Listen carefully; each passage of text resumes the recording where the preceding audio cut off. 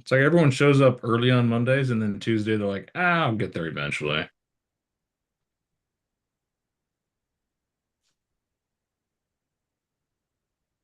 It's like everyone shows up early on Mondays, and then Nothing better than hearing yourself talk. it is one of the best things on earth. The surprise of who the hell is that? That's not what I sound like. That's exactly what you sound like. Yeah, don't tell me that. I won't make calls anymore. We hear That ourselves guy with more sounds like an bass. idiot. Yeah, we hear ourselves with more bass.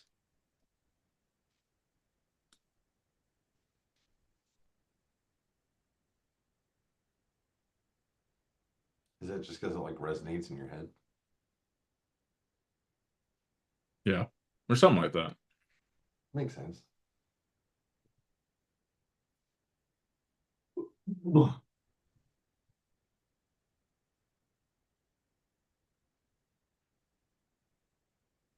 It's funny when I watch myself do like Facebook videos or something. I like talk out like the side of my mouth. It's kind of funny. I think everyone should record themselves talking. That way you know kind of how you do it. Don't do it. What are your mannerisms? What are your ticks? What are the things you say constantly? What are the words you repeat incessantly? But until then, let's hear your wins, your victories, your successes, or just something you're dang proud of.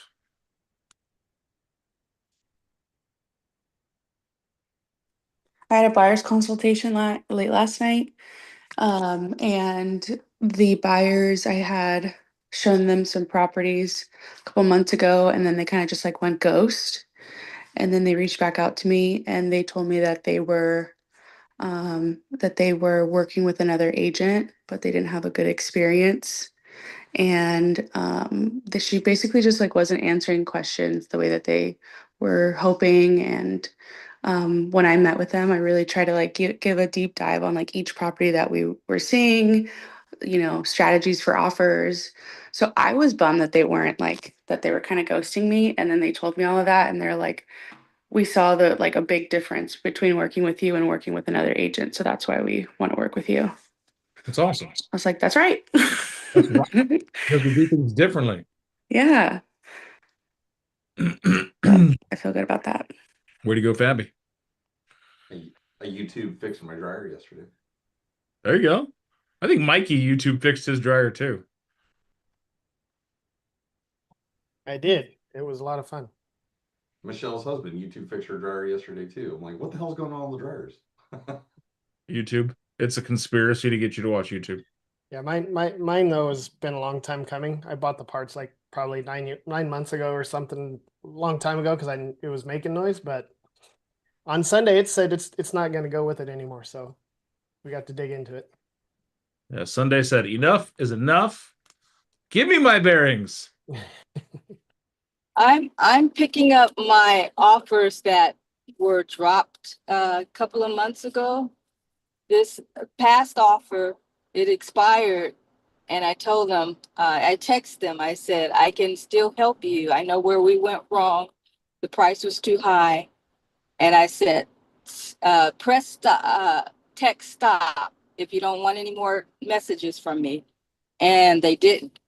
So I emailed them and I told them happy Thanksgiving, and they said, we're not ready yet, but we will call you. So I'm happy about that. Love that. Good job, Audra. Okay. Thank you.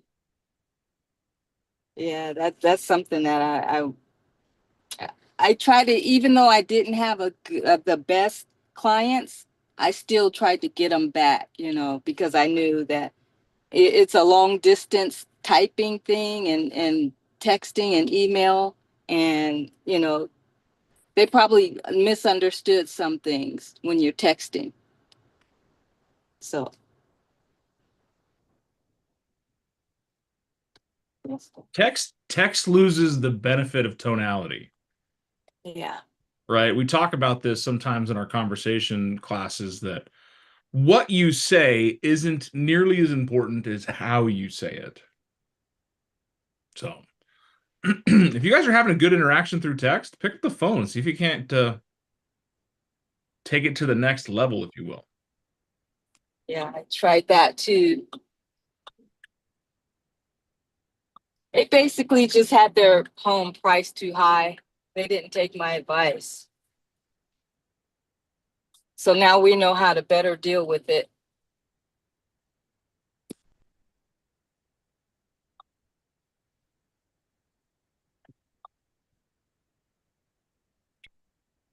All right. Other win celebration, something you're just dang proud of? Good.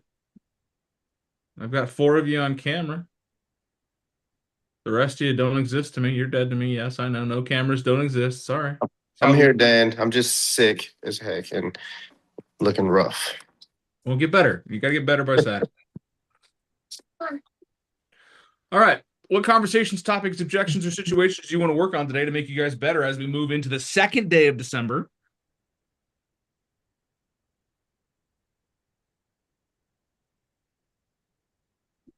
I have a quick, I need some advice. Yeah, let's hear it. I have a buyer that I've been working with for the last 2 months, and she falls in love with these homes. We bring dad, and the next day she decides that we're going to keep looking. Gotta love dads. Mm-hmm. Have you asked dad what's important to him? I did talk to dad. We've gone through everything, and even when we leave the viewing, dad seems to really like it. And then the next day, you know, I call my buyer and she just wants to hold off a little bit longer. What's changed? Or when you have those conversations, assuming you ask what's changed or what? I To find don't. out more information. I'm trying not to pry. I don't know. So she lives with her parents, and I don't know if it's just they want to keep her and they're kind of like talking to her that, you know, to stay a little bit longer. If you can stay at your parents' house rent free, do it. I know. 100%. Do it. But here's the thing, Liz. Why do you want to buy a house?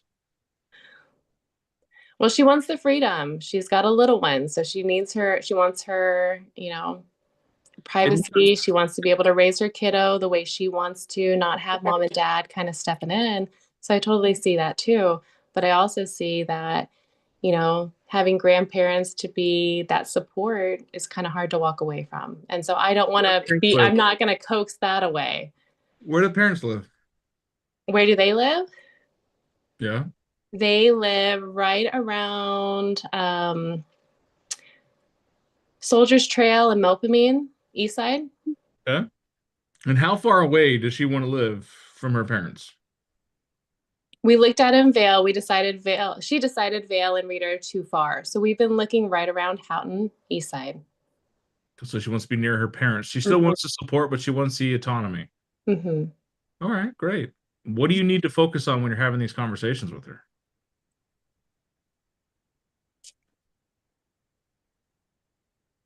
That she'll still have it, that they're close by, finding her something affordable that, you know, when she comes to me and tells me, you know, what's important to her and why she wants a home in the first place, to kind of focus on that. And I don't know if she's just being talked out of it once they walk out the door. Okay, bring the parents into the conversation. Because maybe the parents have a realtor they like and they want her to use them. I've had that happen before. And if you're one of the parents that do that, I hope you stub your toe on your kitchen table. Because that's a terrible thing to be like, oh, no, we're going to go with my guy. Mm-hmm. Unless I'm your guy, then yeah, tell your parents to use me. But no, the thing is that might be the situation too. But if we don't bring the parents in and we don't have consult with the parents, you're always going to be playing defense between the two, monkey in the middle, if you will. So we have a term that we talk about. It's probably going to be the title of my book, Lifestyle Over Logic. A lot of people are trying to make sense of the decision. Like I tell you, if you can stay at your parents' house for free, it doesn't make sense to leave. Don't. Or even if you're just paying a small amount of rent, stay there as long as you possibly can. Well, Dan, I need the freedom. Okay.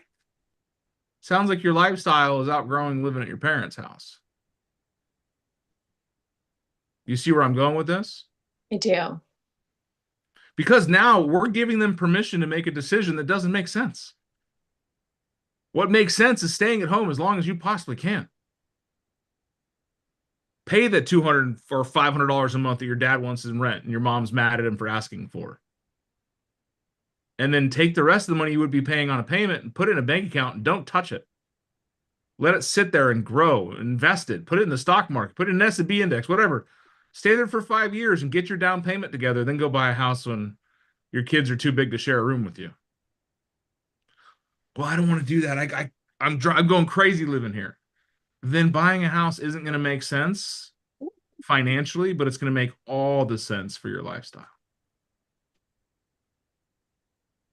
How many homes have you shown in the last 2 months to them, Elizabeth? Let's see. We've done 4. They've been pretty selective, and I know that her parents are now in the search that I send. So they are being selective. It's not like we're going to go see a bunch of houses. Right. It's just, and the ones that we go to see, one or the other parent is there along with her. Okay. I was just concerned maybe you were showing, 20 plus houses to this lady and she's not, not getting off the pot, but 4 houses, that's good perspective, Mm-hmm. They are selective. So you got that on your side. And I like where Eric was going with it. Basically, it's, at some point you're going to have that conversation of you wanting to provide them with the best service.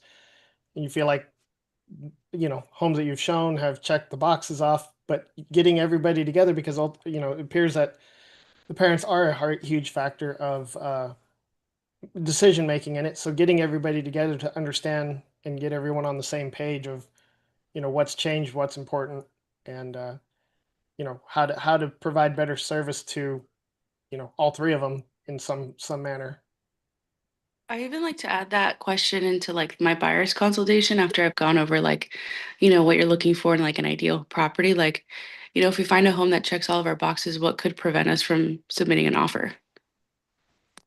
And just seeing what they come back with. Sometimes they have concerns of like financing, or maybe in her case, she'd be like my dad is a controlling freak. I don't know.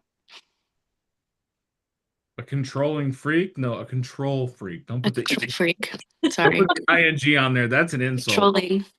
The other one, It's the other currently one. controlling. He's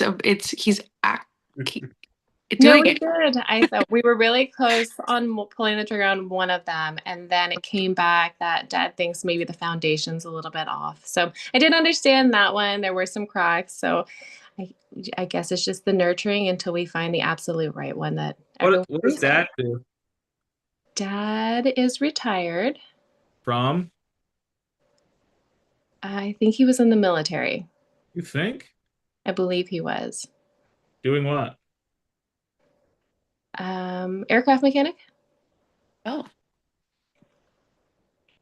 Okay. Now you're making me go through the Rolodex of conversations. We have to honor their expertise. If he doesn't, if maybe he's a civil engineer in the Air Army Corps or whatever the hell it is, and he actually knows foundations. Right. Maybe he used to scrub the inside of hippie buses and did a lot of acid. I don't know. But ask him, okay, what makes you think that? What makes you say that? What makes you concerned about that? Help me see what you're seeing so I can be on the same page. Because oftentimes the parents are going to think the agent just wants to get paid. Mm-hmm. So they're gonna pull the client aside and say, hey, I don't think this is the house for you, and this agent's just gonna push you into it. No, flat out ask them. All right, guys, what do you think? What makes you say that? You know what? It's a good idea. Also, you point out red flags. Oh, this house has some rickety bones. Look at that water spot. That's a concern. Our job as real estate professionals to add perspective, and in doing so is to point out potential red flags. Failure to do so is actually a breach of fiduciary responsibility. Sometimes it's a double-edged sword too. Like they said, oh, I like this house because it's within my budget. Well, it's beat to hell. Well, I don't like that this is beat. I don't like that this is beat. I don't like this is beat. Cool. Let's find something that's not beat. Oh, this one's too expensive. You're absolutely right. It is. Is it too expensive monthly or overall? sometimes objections are just them venting. It's too expensive. You're right. It's too expensive. But like I said, staying at your mom and dad's is always the best option financially. Oh, I can't do that. I'm gonna kill him. All right, well then let's get comfortable with being uncomfortable. So where do you want to be uncomfortable? In a house that fits your monthly budget or something that you don't have to do any work to? Yeah. The energy we all need to come from is that of a guide. Do I care if you buy a house or not? Not really. I'm not tied to that outcome. What I care about is that you make a good decision that matches your needs. My job is to provide you the information and insight to make a well-informed decision. Steal my line, right? My job is to make sure you make a well-informed decision. And if you make a bad decision, we all know you made a well-informed bad decision. They usually laugh at that. They're like, ha ha ha. But here's the thing, guys. I'm here to help. I'm on the team. I'm not just trying to get paid. Yes, I get paid to do this, but my job is to make sure that you find something that fits your lifestyle, your finances, and your future. That's the conversation to have with all three of them. I like it. Thank you. It gets everybody on the same team. And I'm not blowing smoke. Many of you have been on calls or seen me around 8 other clients that I'm talking like this. That's the 100% energy I bring into it. No pressure, right? Because I'm here to help you make a good decision. I'm your friend in all this. But I'll also tell you, this doesn't make any sense. Don't do that. If we get that logic out of the way, they can't come back to me and be like, oh, it's too expensive. Well, I told you up front it was going to be too expensive. We knew what the cost was going in. What's changed? Okay, well, if your expectation of monthly expenses changed, then let's revisit what we're looking at. One of the worst things you could do is going out there hunting blind. And that's just someone who says, I want a house. Okay. Where? What? Why? Who? All these questions have something tied to it. Where do you want to live? What does the house look like? Why are you trying to buy a house now? Who's living with you? Not only is this all discovery, it also builds rapport, Yeah. which builds trust and loyalty. 100%. Move together in parallel, not in concert of fighting. Like, I don't want to fight these people. One of my favorite terms in sales was don't fight them, ride them. When you stand in front of a bull, what happens? You're probably going to get stuck. But when you ride a bull, the chances of getting stuck are way less. That bull is literally trying to get you off its back the entire time so it can stick you. But after a while, you ever seen bull riders that stay longer than 8 seconds? What do the bulls do? Tire out. Yeah. Break them. They're just like, fuck it. This is my life now. I got a guy on my back. Sorry, didn't mean to cuss. But that's the thing, because you'll get to a point where they're like, you know what? They're along the ride with me. They're not here to hurt me. Honestly, most bulls buck because they have something cinched around their stomach that makes them really mad. And once you take that cinch off, they're actually pretty docile creatures. But that's from me growing up on a dairy ranch. Nothing. Lap puppies. So same thing with lab puppies too. If you cinch something around their belly, they're gonna bark and grab and jump and buck and bite you too. But Liz, you fell into the parent trap, which is we call a third baseman also, because there's somebody advising them outside of you, and the only way to win this is to become the advisor for both. Yeah, I like it. I will try a different approach. I'll let you know how it goes.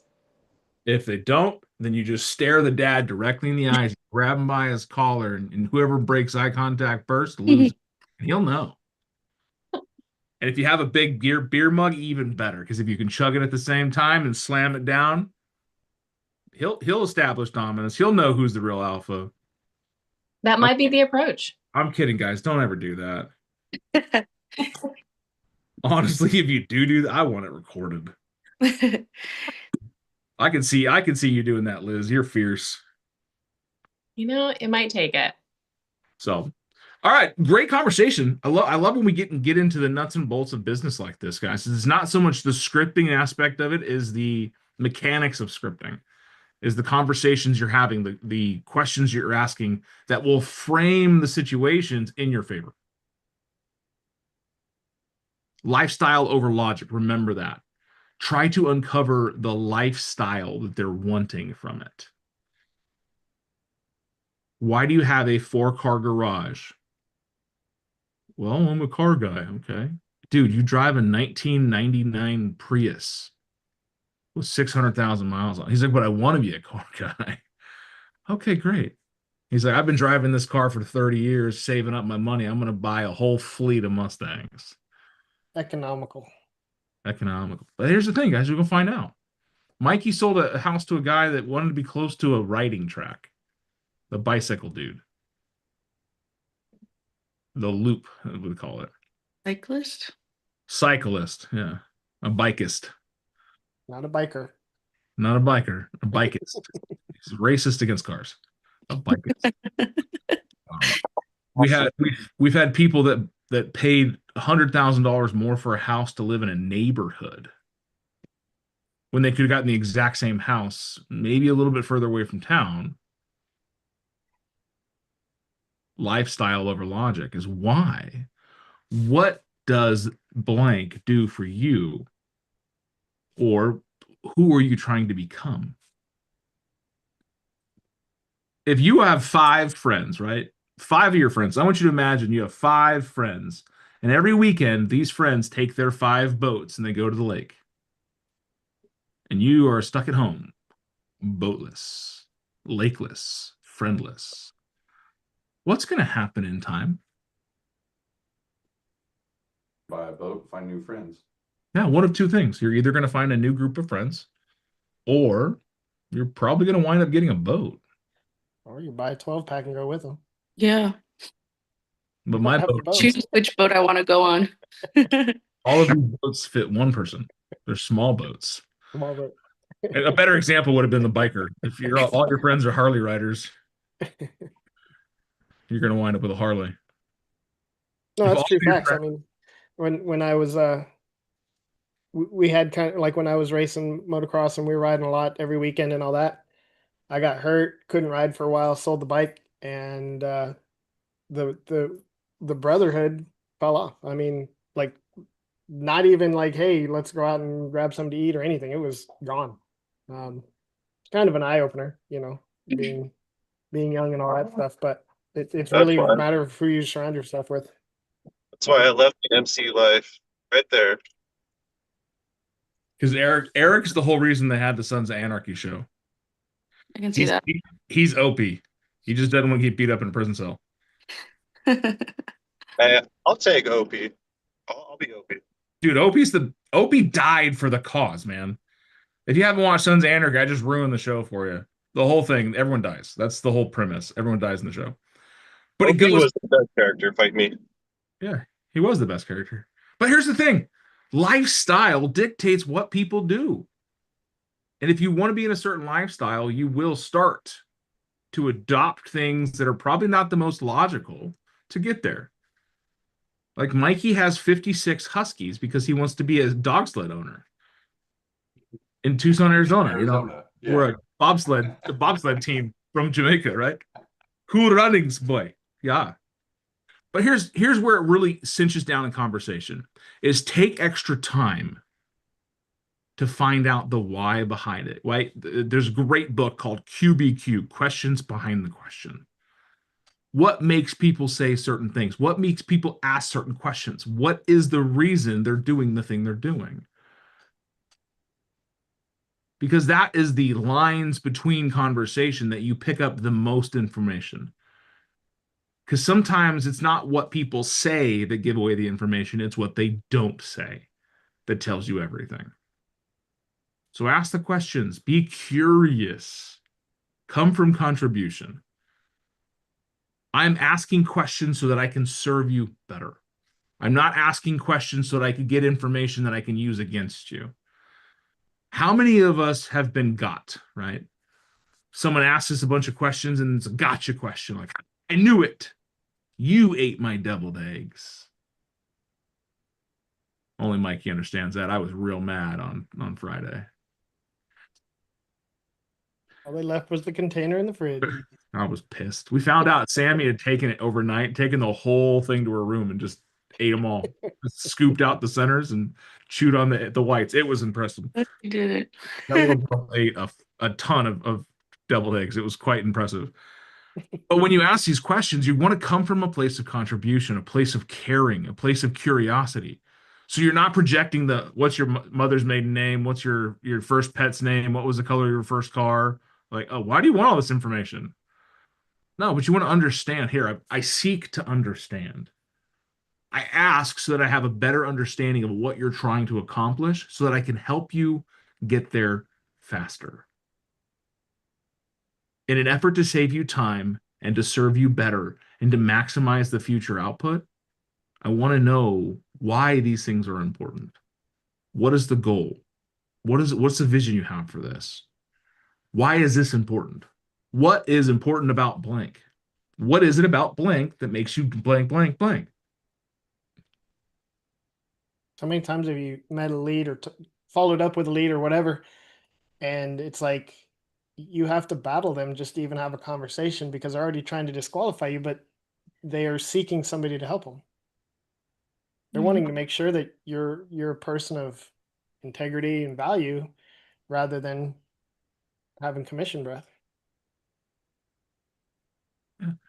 James Tyson was one of my early mentors in the car world. And James Tyson pulled me aside. He goes, young son, when you focus on the people and solving their problems, the pay takes care of itself.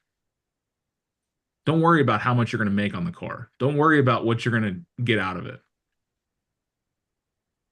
Go and do the right thing.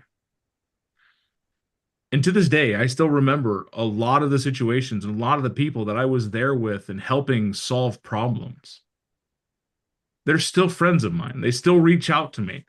There's one guy in Elizabeth, Colorado that calls me every year. Are you sure you're not coming back to the car business? I'm positive, dude. I sell you a house, though. When you take care of people, they remember. Just like every time you've gone to a restaurant or to any place of service where you've given your money and expected a good or service in return, when they took care of you, what did you do? Yeah. You paid them, you tipped them, maybe you referred them to someone else. You took care of them, they took care of you. In real estate, guys, we are here to help people solve some of the biggest financial dilemmas in their life. Should I buy a house or not? The answer is probably no. You shouldn't. It doesn't make sense. But raise your hand if you would move back into mom and dad's house right now. One person. I spend $15,000 a month not to live at my mom and dad's house. Or to have them live with you. It's part of it. That's a big part of it. I pay my mom's mortgage a lot of times. Guys, lifestyle over logic always dictates what's going to happen. People make decisions based on what it's going to do for them, not the financial aspect. Investors make financial decisions based on facts and data. But the 80%, the consumers, got to find out what's in it for them. So ask those questions, right? Was today worth your time? Absolutely. Absolutely. Good. Let's go learn something about the people we're serving. Thanks, Jan. Remember that. The people we are serving. That's where power lies.